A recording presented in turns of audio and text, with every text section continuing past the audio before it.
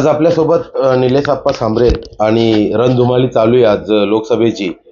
सगळीकडे आप्पांचंच नाव आहे आणि आज आप्पांना आपण जे प्रश्न विचारणार आहेत.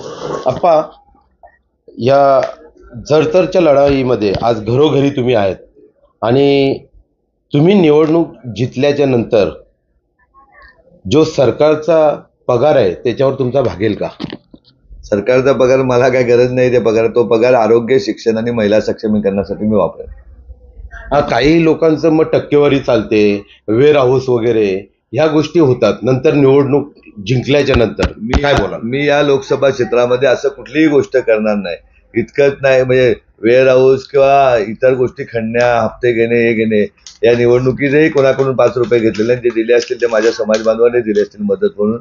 मात्र मी कुणाकडेही 5 रुपयाची मदत मागितली नाही आणि मी मागणार नाही किंवा तुम्हाला कुठे खाली बघायला लागेल माझ्या मतदार राज्याला. असं कुठलंही कृत्य माझ्याकडून होणार नाही.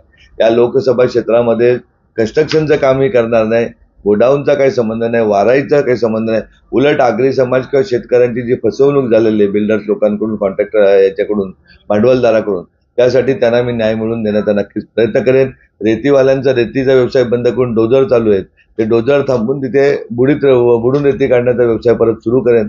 आणि ज्या खारबावपासून वाशेऱ्यापर्यंत अनेक बांधवांच्या, शेतकरी बांधवांची जी फसवणूक झालेली आहे त्यांच्यासाठी रस्त्यावरची लढाई म्हणा, न्यायाची लढाई म्हणा, विविध लढाया लढण्याचा नक्कीच मी काम करेन.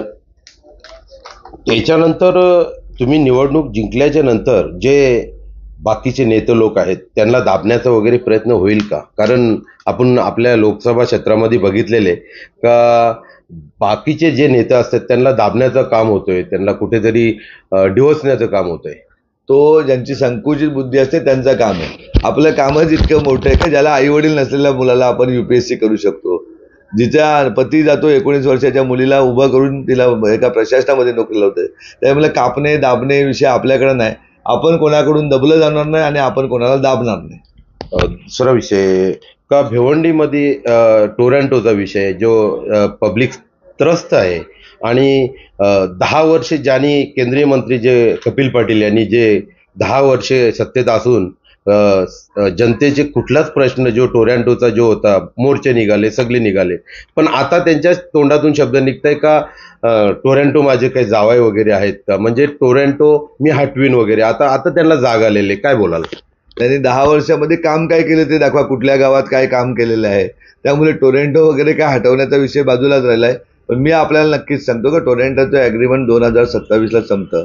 त्या ॲग्रीमेंट नंतर भिवंडीमध्ये टोरंटो नसेल, परंतु त्याच्यामध्ये जे कर्मचारी आहेत त्यांना जे MSCचा विभाग येईल किंवा दुसऱ्या कंपन्या त्याच्यामध्ये सामावून घेण्याचं काम मी नक्कीच करेन. भिवंडी लोकसभा श्री ही कुस्ती पैलवानाची गदा कपिल पाटलांनी मोदी साहेबांना दिली आणि तुमचं नाव घरोघरी गाजतंय, मग ही भिवंडी श्री तुम्ही मारणार का? नक्कीच मारणार. आणि मी ती माझ्या भगिनी आहेत, बांधव आहेत, त्यांना देणार. ज्या मतदारांच्या जीवावर मी निवडून आलोय त्यांच्यासाठी अर्पण करेन. कुस्ती पैलवानसाठी त्याही गदा दिली, पण त्याही 10 वर्षामध्ये कुठे तालीम नाही बांधली, काय नाही बांधली. कुस्ती पैलवानसाठी तुम्ही काय करू शकता? मी कुस्ती पैलवान या विभागातील, माझ्या मतदारसंघातील प्रत्येक नागरिकासाठी, विद्यार्थीसाठी, महिला सक्षमीकरणासाठी, शेतकऱ्यांसाठी, इतकंच नाही तर भिवंडीच्या लूम्स व्यवसायासाठी, सर्वांसाठी खूप काही करण्याची इच्छा आहे. एक प्लॅन घेऊन मी आलेलो आहे आरोग्याबाबत, शिक्षणाबाबत, आणि ते प्लॅन संपूर्ण इम्प्लिमेंट करेन. रणधुमाळी आता जवळच आले, घोडा मैदान जवळ आहे. मतदार वर्गांना काय विनंती करणार आता? मतदार राजाला माझी विनंती असेल, उमेदवार बघून मतदान करा. मोदीजींना बघून किंवा शरद पवारजींना बघून मतदान करू नका. मोदीजींनी त्यांचा गुजरात डेव्हलप केलाय, शरद पवारजींनी त्यांचा बारामती डेव्हलप केलाय. परंतु जर आपण ठामपणे माझ्या पाठीमागे उभे राहिलात तर भिवंडी लोकसभा क्षेत्र हे मी गुजरात आणि बारामतीपेक्षा चांगलं करेन, एवढा नक्कीच विश्वासाने सांगतोय. कारण गेल्या 15 वर्षामध्ये मी केलेलं काम आहे. 8 CBSE स्कूल म्हणा, एक मोठं हॉस्पिटल म्हणा, त्याचबरोबर 45 स्पर्धा परीक्षा वाचनालय, 31 पोलीस अकॅडम्या, गाव पाडा तिथे मेडिकल कॅम्प घेऊन तिथल्या नागरिकांची तब्येत बरी करणे, इतकं मोठं काम केलं असल्यामुळे मी 100% सर्वांना बरं करण्याचं काम केलं. धन्यवाद आप्पा. आपण पाहत होता पडगा एक्सप्रेस महाराष्ट्र न्यूज. नमस्कार.